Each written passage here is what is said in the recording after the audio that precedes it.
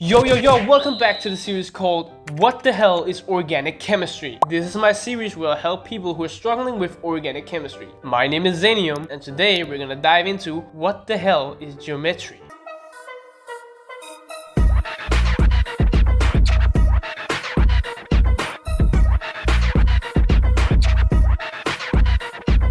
So, what the hell is geometry, bro? So, geometry is how we predict the 3D shapes of molecules, alright? And that shape controls whether a reaction can happen later in the course. Organic chemistry is not just does this molecule want to react, it's also can these molecules physically get close enough without bumping each other like idiots. For a reaction to happen, the reactive parts of two molecules need to approach each other in space. If the shape of the molecules blocks that approach, the reaction just doesn't happen, no matter how badly it wants to. And this idea is called steric effects, or sterics for short, which is just chemistry's way of saying you're too bulky, bro. So like, here's the analogy. Imagine you're stuffing a turkey for Thanksgiving, okay? Your hand is fully inside the turkey. Now, someone comes and tries to shake your hand, but you can't. Not because you're rude, but because your hand is physically unavailable. That's basically sterics. And molecules behave the exact same way. So when a reaction happens, very specific atoms need to touch each other. Sounds very sexual, I know, and if those atoms are blocked by bulky groups or awkward geometry, the reaction gets rejected immediately. And this becomes a huge deal later in the course when you ask questions like, oh, which reaction pathway happens? Oh, why does this mechanism win over that one? And half of the time the answer is simply one pathway is less crowded. And you'll see this early when comparing reactions like SN2 versus SN1, where one reaction literally fails because the molecule is too bulky for that attack to happen. I will explain in detail those reactions in another video, don't worry, I got you, bro. So yeah, geometry matters a lot. Now here's the good thing. To understand the geometry of an entire molecule, you don't need to panic. You just need to understand the geometry around each individual atom. And that depends on how the atom is bonded to its neighbors in three-dimensional space. Bond defines angles, angles define shape, and shape defines reactivity. So, orbitals and hybridization states. Alright, so if we want to figure out the geometry of a molecule, we have to start with the very basic ass question. How do atoms actually bond in three-dimensional space? The answer is orbitals. Orbitals are where electrons live. Think of it like their house. And since electrons take up space, they decide where bonds can form and what angles those bonds can have. So how do bonds actually form? A chemical bond forms when atomic orbitals overlap. So if one atom has an orbital with one electron and another atom has an orbital with one electron, those orbitals can overlap, the electrons get shared, and boom, you have a covalent bond. And because orbitals have specific shapes and directions, the way they overlap directly controls bond angles and molecule shape. So if you want to predict geometry, you need to know where the orbitals are pointing. Now this sounds very scary, I know, but here's the good news. There are very few possible orbital arrangements, like shockingly few. And once you learn them, you'll start looking at the molecule and instantly going, oh yeah, that's triangular planar, that's tetrahedral, that's linear, that's just pattern recognition. It's all it takes. Alright, so the only orbitals we actually care about in organic chemistry is just two types of atomic orbitals, s orbitals and p orbitals. That's it. D and f orbitals do exist, but organic chemistry said not my problem, so it's more inorganic. And if you want me to make a separate video about d and f orbitals, let me know in the comments and I got you. So what do these orbitals look like? An s orbital is spherical, like round, right? It extends equally in all directions, no front, no back, just a block. A p orbital, on the other hand, has two lobes pointing on opposite directions, just like a dumbbell, one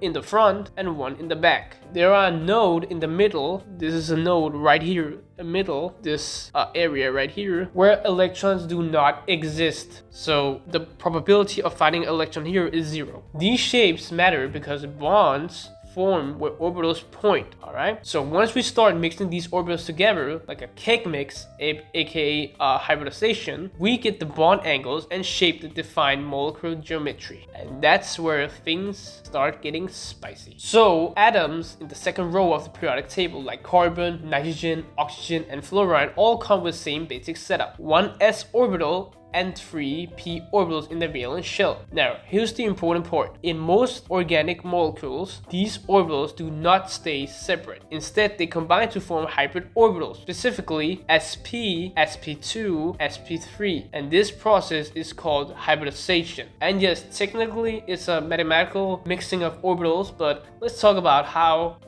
what that actually means, because mixing orbitals sounds like wizard behavior, right? Now, think of it like this. Imagine you have two swimming pools. One is shaped like a triangle, the other is shaped like a pentagon. Weird pools are no bad investment. So now you have a magic wand, and suddenly those two pools turn into two identical rectangular pools. Same number of pools as before, but now they look the same. That's basically hybridization. So now we have sp hybridization. So in sp hybridization, an s orbital combines with a p orbital to make two sp hybrid orbitals, which are equal in energy and are 180 degrees apart. And this explains why BeCl2 is linear. And each hybrid orbital ends up with a large lobe and a small lobe. As you can see here, this is the hybridization of an sp.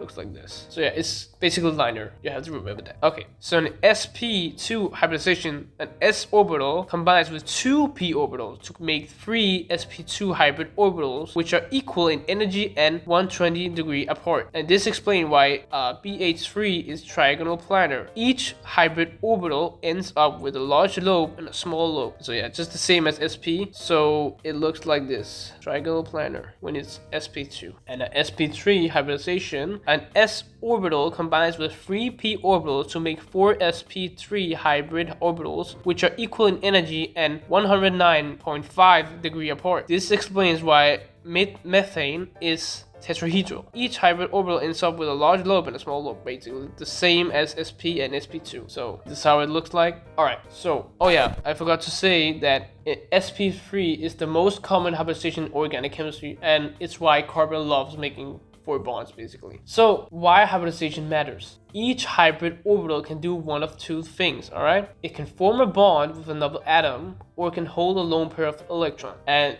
the hybridization state of an atom, sp, sp2, or sp3, tells us how many hybrid orbitals it has and therefore what geometry it prefers. And like I said before, geometry controls bond angles, which controls reactivity later on. Alright, so how to determine hybridization? The easy way. Alright, so in an exam question, you are given to a question like, what is the hybridization of this carbon atom? Is it sp, sp2, sp3? And to find the hybridization of an atom, number 1, count how many atoms it's bonded to. Alright, so it's neighbors. Number 2, count how many lone pair it has. Number 3, add them together like the sum, okay? And that total number tells you the hybridization. So this right here is basically the cheat code to ace every hybridization question ever. So if you get a sum of 2, then it's a sp hybridization. If you get a sum of 3, then it's a sp2 hybridization. And if you get a sum of 4, then it's a sp3 hybridized. Okay, and yeah, that's basically it. So now let's do this example here. We have our guide right here, okay, and we have this molecule. So let's find the hybridization of this carbon step by step, okay? Alright, so step 1, we count how many atoms are directly bounded to carbon, the central carbon, okay? And here, carbon is bounded to 3 atoms, so 1 oxygen and 2 hydrogen. So this is the carbon right here, so it's bounded to 1, 2, 3 atoms. And quick rule, you'll be like, even if oxygen is double bonded or whatever, doesn't it have like, do we count also this? No. So even if oxygen is double bonded, it still counts as 1 atom attached, because hybridization doesn't care about bond intensity. It cares about how many neighbors are in your business, basically. Alright? So it doesn't matter. Step 2, count the lone pairs on carbon, okay? So we know that carbon has 0 lone pairs here because carbon is full. It has 1, 2, 3, 4. It has no lone pairs, and since carbon loves 4 bonds, there's basically no lone pairs. So 0 lone pairs. So step 3, we add the whole shebang up. So 3 neighbors plus 0 lone pairs equals 3. Quick math. And that gives us 3 regions of electron density, also called 3 electron domains if you want to be specific. So now we look up at the cheat code. Alright? So with 3 domains we got, that means that this carbon atom must be sp2 hybridized. And yeah, that's basically it. That's all it takes. That's a sp2 hybridized. Boom. And once you get comfortable reading molecular structures, you won't need to count bonds and lone pair every single time. That step is just training wheels. So certain atomic setups are always sp3 hybridized. Others are always sp2 and others are always sp. And organic chemistry loves patterns. And once you see them enough times, like over and over and over, your brain will start auto-recognizing them. And it's all about practice. So here's some hybridization patterns that can be useful. So whenever you see a carbon with 4 bonds, it's an sp3, or a nitrogen with a lone pair, then a sp3. And every time you see a double bond, it's a sp2. And if you see a positive charge cation, it's a sp2. And the sp is always a triple bond, or like if it only has 2 neighbors. So yeah, this list is very useful. Alright, let's do this practice problem. Identify the hybridization state for the nitrogen atom in ammonia. Okay, so we're gonna do what we're gonna do. Number 1, we're gonna count how many neighbors it has, the atom. This one, we want the hybridization of this nitrogen. Alright, so we're gonna count how many neighbors it has. So it has 1, 2, 3. 3 neighbors. Now we're gonna count how many lone pairs it has. So nitrogen has 5 valence electrons, and it's in 5A of the periodic table. So it means it has 5 electrons in total. So does it have any lone pairs? Let's see. 1, 2, 3, 4, 5. It has 1 lone pair just chilling up here. Oh, there's 1 lone pair. That means that the mathematical will be 3 plus 1 equals 4 electron domains. And if we remember correctly, 4 equals sp3. So that means that this nitrogen atom is sp3 hybridized. So yeah, that's basically it. There we go. Alright, let's do some practice problems. Identify the hybridization state for the compounds below. Okay, so we're gonna do this very fast. Okay, we want the hybridization of this. We count how many neighbors it connects. 1, 2, 3. It connected to 3. Okay, how many lone pairs it has? 0. 1, 2, 3, 4, because all its orbitals are occupied. So 3. That means it's sp2. So also, whenever you see a double bond, it's sp2. All right, this central carbon has 1, 2, 3, 4. 4 equals sp3 because it has no lone pairs. sp3. This one, this carbon has 1, 2, 3 neighbors and 1 lone pair. That is 4. So this is sp3 hybridized. This one right here is we're gonna count again. Neighbors, 1, 2 neighbors. How many bonds? Lone pairs? No, then 4. So it is sp hybridized carbon atom. There we go. This one, we remember that whenever you see like a cation or positive charge, is an sp2. And this one is simple. This carbon is how many neighbors? 1, 2. That means it's sp hybridized. This one is also sp hybridized. This, on the other hand, looks like this. Like it has this. So how many neighbors it has? Is at 1, 2, 3, 4. It's a sp3 hybridized carbon. Yeah, that's basically it. All right, so we're gonna do this practice problem. For each carbon atom in the following molecule, identify the hybridization state. Okay, so we see a triple bond. That means it's sp hybridized. We see a triple bond also here, sp. We see a double bond, and it's a sp2. This one is also this one. How many neighbors does it have? It has 1, 2, 3. 3 neighbors. Then it means it's sp2. So sp2. This one is also sp2. This one right here is a methyl group. It's sp3 tetrahedral shape. This one here is sp2, and this one carbon right here is sp3. This one is sp2. This one is sp2. This one is sp3. These one are also sp3. It was an ugly ass 3.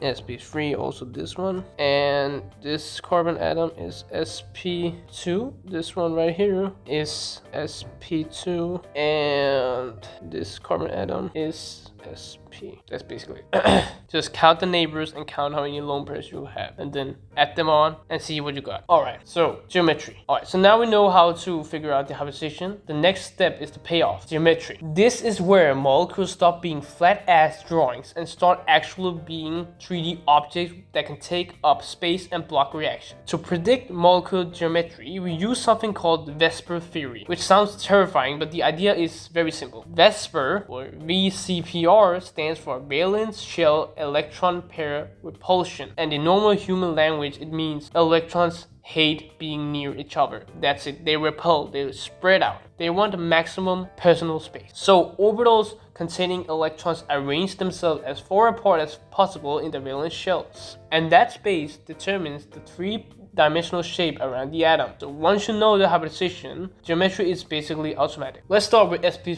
hybridization. Here we have four equivalent orbitals all trying to get away from each other. The arrangement that gives them maximum separation is tetrahedral shape. You can picture it like a tripod with a fourth leg sticking straight up. And in the tetrahedral geometry, all four orbitals are equivalent. The angle between them is 109.5 degrees, and this geometry shows up everywhere in organic, especially with carbon making 4 single bonds. So yeah. Then we have Sp2, trigonal planar. So now we have 3 equivalent orbitals, not 4. To stay as far apart as possible, they arrange themselves in trigonal planar geometry. So that means that all 3 orbitals lie in the same plane. Each are separated by 120 degrees. Meanwhile, there's one unhybridized p orbital left over. That p orbital sticks straight above the plane, completely perpendicular to the 3 sp2 orbitals. This setup is extremely important later. It's what allows pi bonds to form, aka double bond. So now we have sp, that is a liner. Finally, sp hybridization. Here we only have 2 equivalent hybrid orbitals, and to maximize the separation, they point in opposite direction. That gives us a liner geometry. So it has an angle of 180 degree, straight line, no curves, just a straight line. The remaining 2 p orbitals are unhybridized and sit around 90 degrees to each other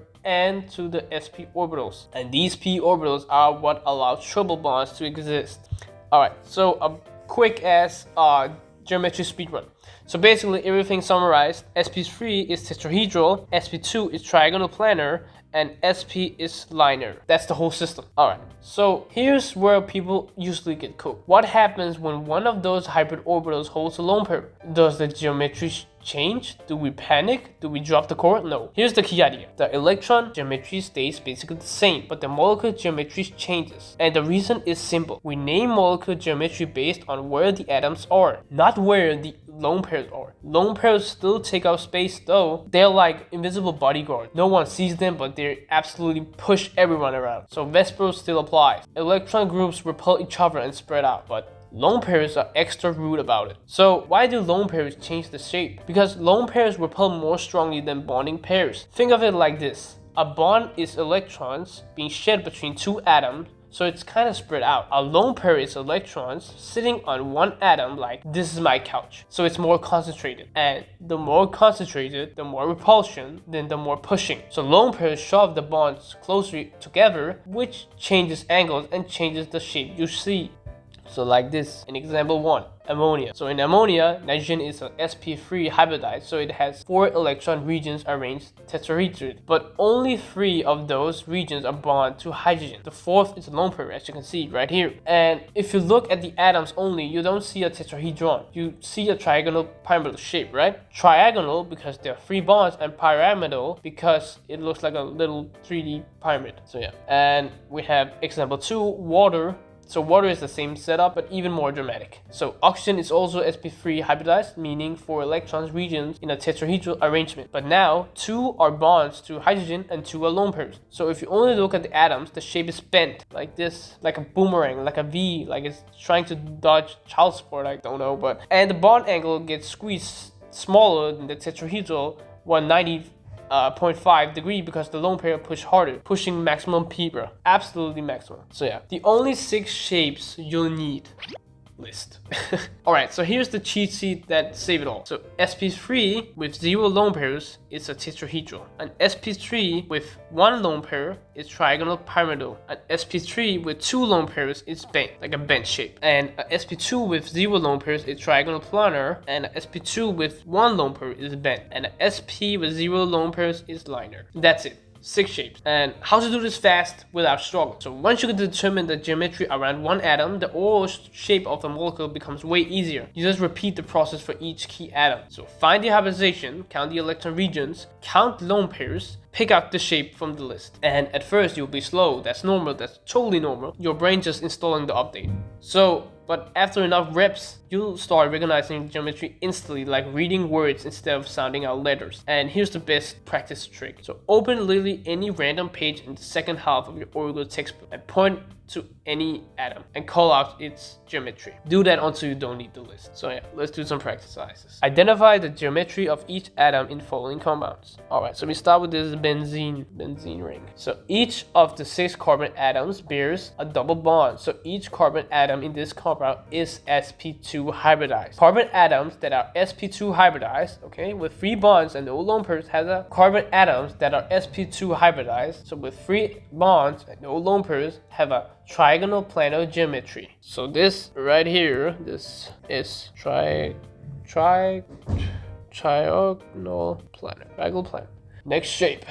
Okay, so in this compound, all of the carbon atoms have only single bonds, okay? So no double bonds, no triple bonds. So they're all sp3 hybridized with tetrahedral geometry. The nitrogen atom has 3 bonds and 1 lone pair. So it's a sp3 hybridized with a trigonal pyramidal geometry. And the oxygen atom has 2 bonds and 2 lone pairs, so it has a bent geometry. So this oxygen is bent, and this nitrogen is trigonal pyramid. And all these carbon right here, all these, they are tetra. So this and this and this and this, okay? And then we have this structure. Carbon atoms with double bonds are sp2 hybridized and have trigonal planar geometry, and the carbon atoms with triple bonds are sp hybridized and are linear, and the remaining carbon atoms have only single bonds, so no double bonds or triple bonds, so they're sp3 hybridized with tetrahedral geometry. So this right here is linear, this also is linear, and this one is trigonal planar,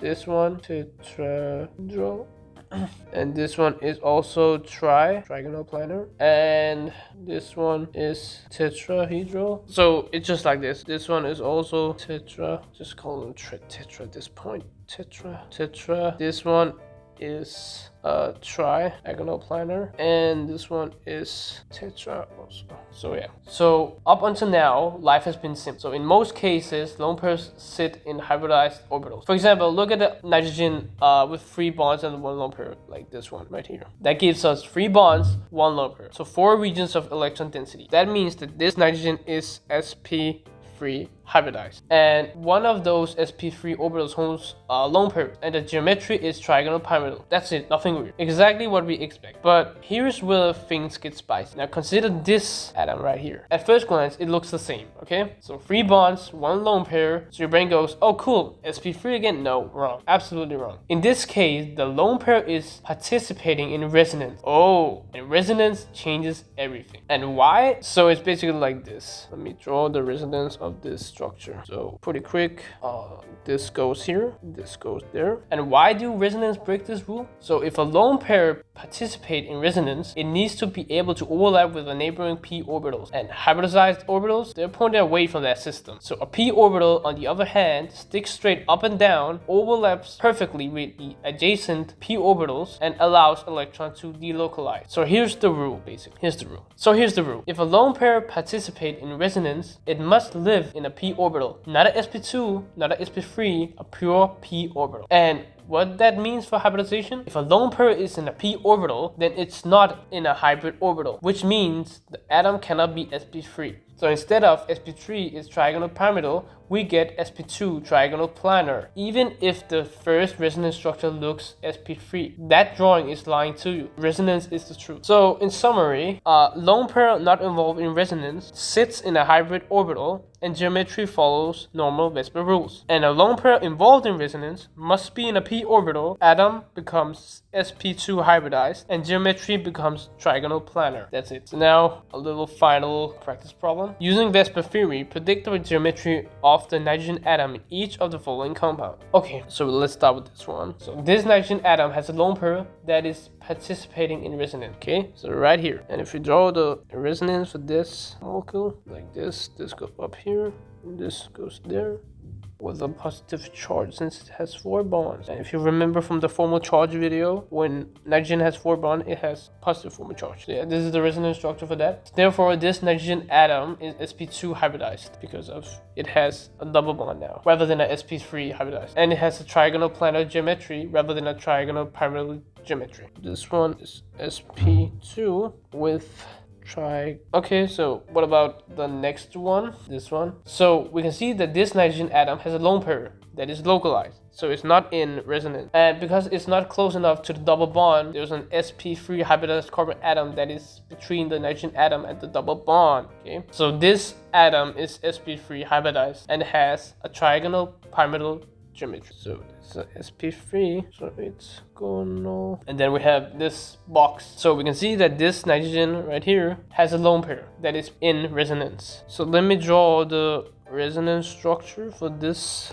weird ass molecule. Looks cursed though, just like a box. Okay, so it's basically just this hops here, this hops there, and this gets a plus charge since there's a double bond. This is the resonance. So that means therefore this nitrogen atom is sp2 hybridized rather than sp3 hybridized, and has a trigonal planar geometry rather than trigonal pyramidal geometry. So it's sp2 trigonal, and yeah, that's about it. So yeah, that's basically about geometry. If this video helped, make sure to leave a like. Any support is appreciated. And comment down below what else you want me to cover, and I'll just make a video just for you, or just say hi down below. And join the Discord down below so we can grow stronger like an sp hybridized orbital. And also join when I'm live and smash subscribe. Until next time, eat well and stay hydrated.